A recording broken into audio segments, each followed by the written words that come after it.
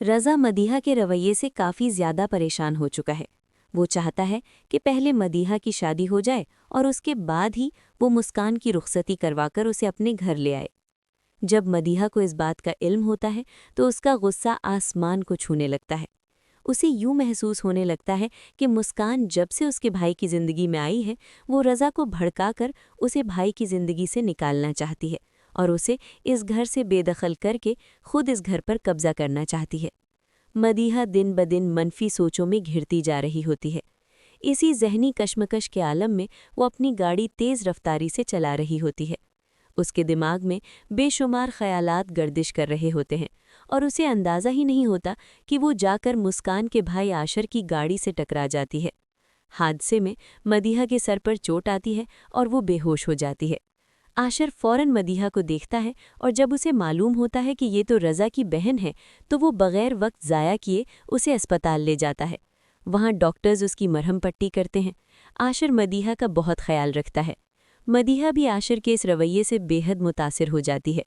उसे लगने लगता है कि शायद यही वो शख्स है जो उसकी परवाह करेगा, उसे समझ देगा और उसे खुशियाँ देगा। एक दिन आशर मदीहा से पूछता है, अब तुम कैसा फ़ील कर रही हो?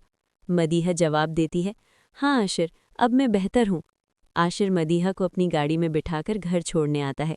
रास्ते में मदीहा थकन के बायस आशिर के बाजू पर सर रखकर आराम करने लगती है।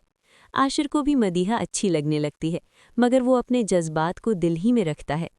दूसरी तरफ जब मुस्कान के घर वालों को मालूम होता है कि जब तक मदीहा की शादी नहीं हो जाती, मुस्कान की रुखसती नहीं हो सकती, तो मुस्कान का बाप हारून अपनी बीवी के पास बैठकर कहता है, मुझसे बहुत बड़ी गलती हो गई जो मैंने इनका निकाह कर दिया।